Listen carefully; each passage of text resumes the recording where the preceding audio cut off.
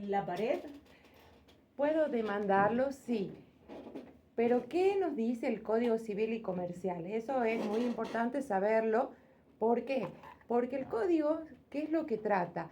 Trata de algo que es muy importante, que son los límites al dominio. Bien, entonces esos límites al dominio, es decir, porque acá pasa de que la persona que compra una propiedad no puede hacer lo que desee, en el sentido de que también tiene que respetar a sus vecinos. ¿Y qué nos dice el artículo 1973 de este mismo Código Civil y Comercial? Nos dice que las molestias que ocasionan el humo, el olor, la luminosidad, los ruidos, las vibraciones o daños similares por el ejercicio de actividades en inmuebles vecinos no deben exceder la normal tolerancia. Ahí es donde apunta este artículo, la normal tolerancia, o qué se entiende por normal tolerancia, es decir, de que a mí como vecino o vecina no me debe afectar en ese sentido. Pero hay que tener en cuenta también las condiciones del lugar.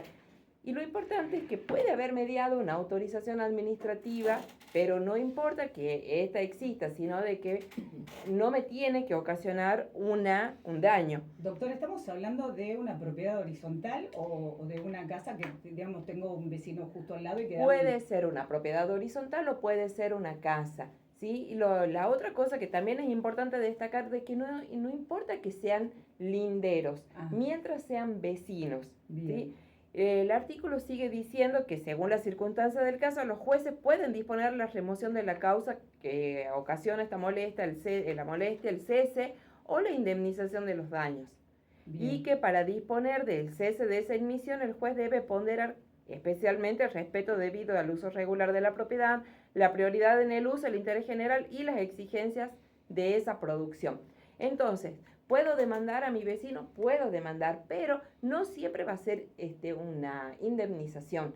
¿Y cómo es el proceso? El proceso es, nosotros vamos a ir a una mediación primero y luego, si es que en ella no se logra solucionar, si seguiremos con el juicio.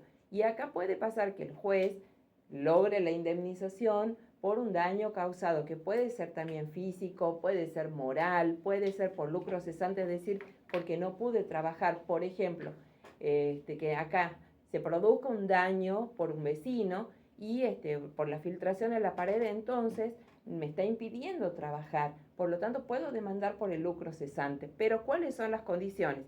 Que esas molestias deben provenir de un fondo vecino, que esa admisión debe ser cuantificable, es decir, que tenga un monto determinado, que debe ser permanente. No quiere decir de que sea todos los días, por ejemplo, cuando hay una fiesta, que son constantes, claro, los vecinos. Doctora, ¿qué pasa si, por ejemplo, yo tengo la propiedad y el fondo donde se está filtrando, por ejemplo, el agua o donde hay humedad, no pertenece a nadie? O sea, no es que no pertenezca a nadie, está vacío el terreno. Bueno, en ese caso lo que se puede hacer, de hecho hay casos que ahora han otorgado la sentencia en el que precisamente han demandado al arquitecto a quien construyó ese inmueble. Entonces también se puede demandar en esos casos a quien construyó el lugar.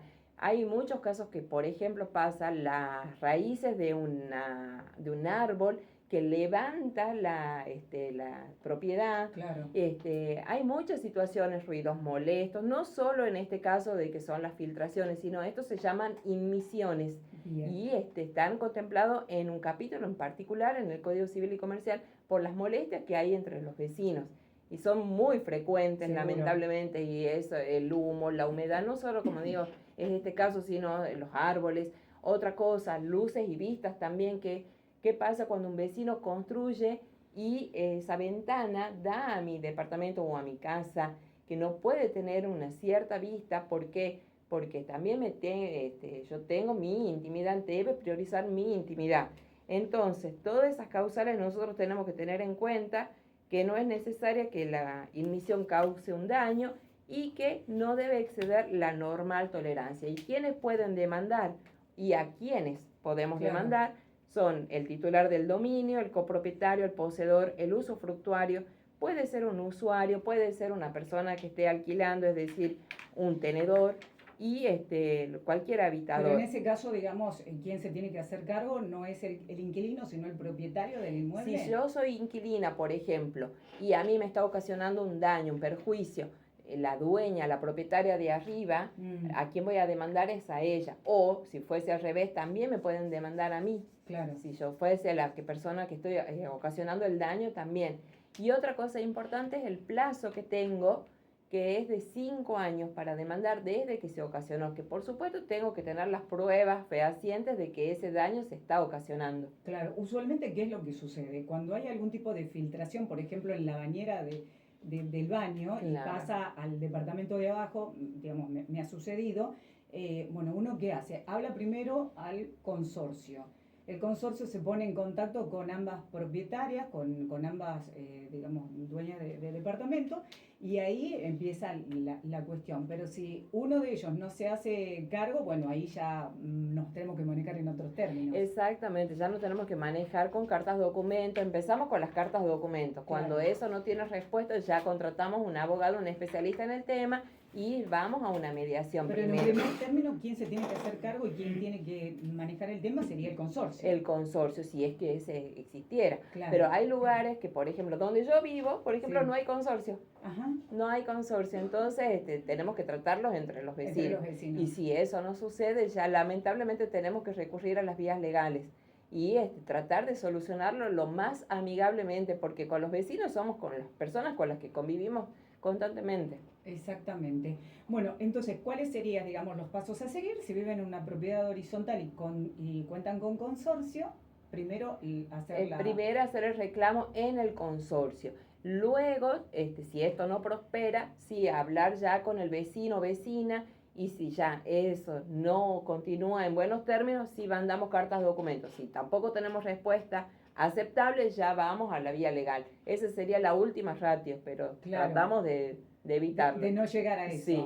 Claro, porque me imagino, no sé si le ha pasado, pero a mí, por ejemplo, yo me estaba bañando y caía agua de arriba, que se rompió todo el techo, y bueno, pero gracias a Dios llegué a un buen arreglo. Qué bueno. No tuve ningún problema porque, bueno, se hizo cargo, obviamente, pero del no, consorcio. Por suerte no me pasa eso, pero sí me pasa que tengo vecinos que queman basura y que como estoy en planta baja, sí, constantemente el humo claro, entra a mi propiedad, baja a mi casa. Claro, claro. Bueno, primero el diálogo. Exactamente, hay que buscar el diálogo siempre. Perfecto. Siempre, siempre. Doctora, ¿para acotar algo más? No, bueno, me gustaría otro día ya tratar un tema de la propiedad horizontal y todo, un tema más abarcativo que sí. Bueno, perfecto. Muchísimas gracias por la visita. Gracias a ustedes. El siguiente espacio estuvo auspiciado por